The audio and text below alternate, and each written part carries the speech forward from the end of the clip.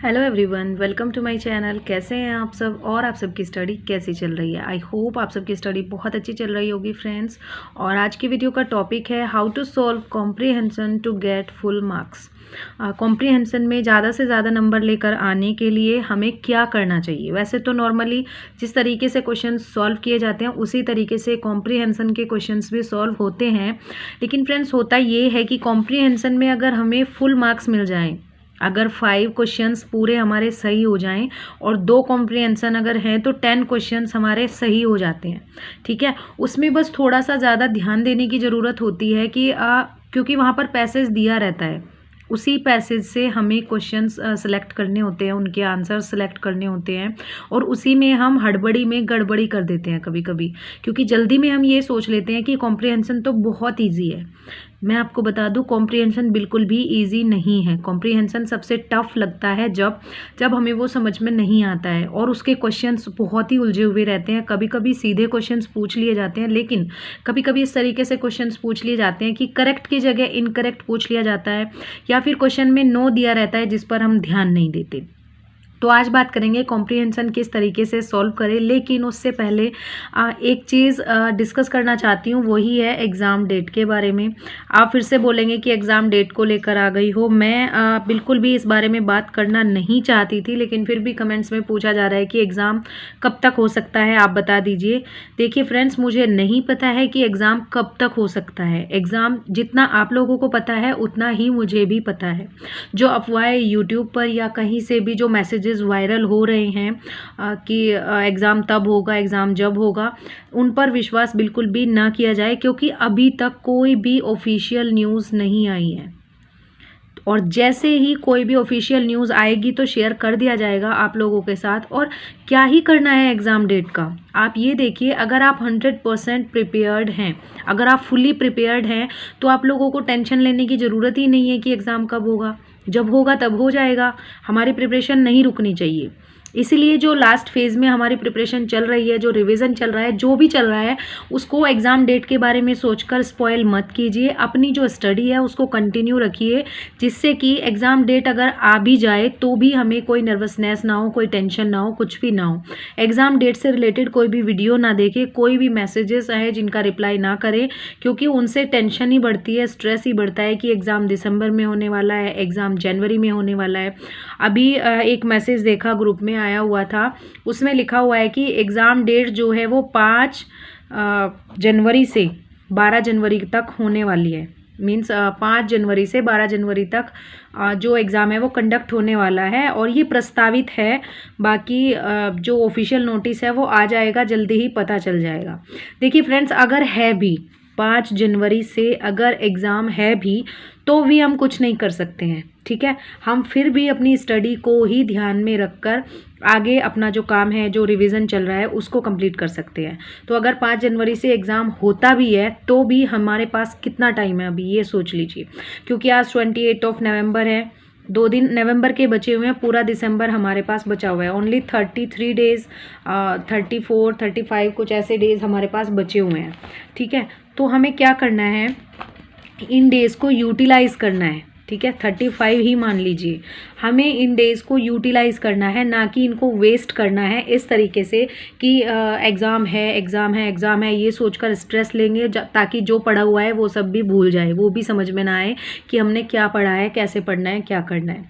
ठीक है ना फ्रेंड्स, तो ये थी एग्ज़ाम की बात। और जो टीजीटी एग्ज़ाम है वो जब भी होगा हो जाएगा। 5 से 12 अगर बोल रहे हैं, अगर होगा तो भी ठीक है, नहीं होगा तो भी ठीक है, हमें कोई टेंशन नहीं है, जब होगा हो जाएगा। तो बात कर लेते हैं कॉम्प्रीहेंशन की। और क्या होता है कॉम्प्रीहेंशन, कभी कभी 2 कॉम्प्रीहेंशन भी आ जाते हैं और कभी कभी 1 कॉम्प्रीहेंशन एग्जाम में आता है। तो 5 क्वेश्चंस उसमें रहते हैं, अगर 2 आ जाते हैं तो 10 क्वेश्चंस रहते हैं। ठीक है, तो कॉम्प्रीहेंशन अगर हमारा बिल्कुल सही हो जाता है तो 5 क्वेश्चंस हमें ईजिली सही मिल जाएंगे, और 1 क्वेश्चन जो है 4 मार्क्स का होता है, तो 20 मार्क्स ईजिली आ जाएंगे। ठीक है, और अगर 10 क्वेश्चंस मिल जाएं, 2 कॉम्प्रीहेंशन हमें मिल जाए, एक पोएट्री का, एक प्रोज का, तो और भी ज़्यादा अच्छी बात है हमारे लिए कि हमारे 40 मार्क्स इजीली बन जाएंगे। लेकिन ये कब बनेंगे, कुछ चीज़ें हैं जो है हमें ध्यान रखनी होगी जब हम कॉम्प्रीहेंशन को सॉल्व करेंगे। कॉम्प्रिहेंशन को देखते ही एक तो हम सबसे ज़्यादा जल्दबाजी करते हैं कि ये तो इजी है, हो जाएगा। तो सबसे पहले तो है बिल्कुल नो हेस्ट, कोई भी जल्दबाजी आपको नहीं करनी है, बहुत ही आराम से, ठीक है। पहले उस पैसेज को नॉर्मली पढ़ लेना है, ठीक है।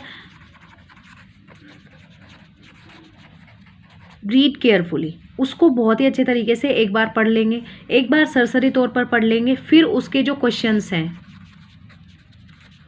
5 to 6 जो भी क्वेश्चंस रहते हैं उन क्वेश्चंस को एक बार ध्यान से देख लेंगे, ओनली देख लेंगे, पूरा पढ़ना नहीं है। फिर वापस से आएंगे, रीड, दोबारा से पैसेज पढ़ेंगे और पेंसिल या पेन अपने हाथ में रखेंगे। जो क्वेश्चंस आपने पढ़े थे उनमें कुछ वर्ड होंगे ऐसे जो कि आपको पैराग्राफ में भी मिलेंगे, रिलेटेड वर्ड्स। तो आप जब वापस क्वेश्चन से पैराग्राफ पर आ रहे हैं तो उनको अंडरलाइन कर लीजिएगा, सर्कल कर लीजिएगा, हाईलाइट, जो भी जैसे भी आप करें। हाईलाइट का तो खैर ऑप्शन वहाँ नहीं होता है, आप अंडरलाइन कर सकते हैं। तो आप मार्क कर लीजिएगा जो क्वेश्चंस आपको कीवर्ड्स मिल जाएं, जो क्वेश्चंस में होंगे और जो पैराग्राफ में भी होंगे। फिर से क्वेश्चंस पर जाइए और क्वेश्चन नंबर 1 और फिर आपको उसका आंसर वहाँ पर ढूंढना है। तो जो भी आपको लॉजिकली आंसर सही लगे 2 बार पढ़ना है। एक बार पढ़ने के बाद आपको लगा कि हाँ ये आंसर सही है, फिर भी आप उसको थोड़ा ध्यान से दोबारा पढ़ेंगे रुक कर, क्योंकि कई बार हम पहली बार में जल्दी में गलती कर देते हैं और दूसरी बार हम उसको पढ़ने जाते नहीं हैं, इसीलिए हमें समझ में नहीं आता है। वही पैसेज अगर हम घर आकर सॉल्व करते हैं बिना देखे, वही हम सारे क्वेश्चंस राइट करके आते हैं, लेकिन वहाँ पर हम गलत करके आते हैं, ठीक है। तब हमें समझ आ जाता है कि ये क्वेश्चन इस तरीके से पूछा गया था, ठीक है। कई बार ऐसे ही प्रैक्टिस सेट में भी हमारे साथ होता है, हम जल्दी में बहुत क्वेश्चंस गलत कर जाते हैं। इसीलिए थोड़ा ध्यान से हमें पढ़ना होगा और क्वेश्चंस को सॉल्व करना होगा, ठीक है। तो रीड करने के बाद आप क्वेश्चंस के बाद दोबारा वहाँ पर आएंगे तो इन क्वेश्चंस को आप फिर वहाँ से इजीली सॉल्व कर लेंगे। ये बहुत ही इजी वे है किसी भी कॉम्प्रिहेंशन को सॉल्व करने का। और एक चीज़, कॉम्प्रिहेंशन में वो कैप भी पूछी जाती है, ठीक है, वो कैप, और कभी कभी ईडियम्स भी पूछे जाते हैं। तो इसमें वो कैप की जो चीज़ें हैं, 1 वर्ड, वो कैप, एंटोनिम, सिनोनिम, ईडियम्स और 1 वर्ड, ये 3 चीज़ें भी वहाँ पर पूछी जा सकती हैं क्वेश्चंस में कि जो पैसेज में वर्ड दिया गया है उसके लिए कोई 1 वर्ड क्या होगा, ठीक है। या फिर कोई ईडियम दिया रहता है उसका मीनिंग पूछ लिया जाता है, या फिर कोई वर्ड दिया रहता है उसका सिनोनिम पूछ लिया जाता है, या एंटोनिम पूछ लिया जाता है, ठीक है। तो यहाँ पर एक तो हमारी वोकैब स्ट्रॉन्ग होनी चाहिए, रीडिंग कैपेबिलिटी अच्छी होनी चाहिए, हम अच्छे से उसको ध्यान से पढ़ें, तभी हम इजीली इनके क्वेश्चंस जो हैं सॉल्व कर पाएंगे, ठीक है ना फ्रेंड्स। तो ये थी बात कॉम्प्रिहेंशन को सॉल्व करने की। और एग्ज़ाम टीजीटी का जैसे भी होगा, जब भी होगा, हो जाएगा। 1 मंथ टाइम अभी भी हमारे पास है और इस 1 मंथ को हमें 100% देना है अपना एग्ज़ाम सॉल्व करने के लिए, अपना जो पूरा जो स्कोर है अच्छे से बढ़ाने के लिए, ठीक है। पूरी जी जान लगा देनी है, अपना 100% क्या 200% दीजिए, 200% दीजिए ताकि हम एग्ज़ाम में अच्छा स्कोर कर सकें और 110 मार्क्स लेकर आने का जो टारगेट है वो होना चाहिए, ठीक है। 110 नंबर लाने का टारगेट होना चाहिए, क्योंकि 100 से नीचे मेरिट नहीं जाने वाली है, मेरिट 100 प्लस जाएगी। और ये आप लिख कर ले लीजिए, मेरिट जो है 100 से नीचे नहीं जाने वाली है।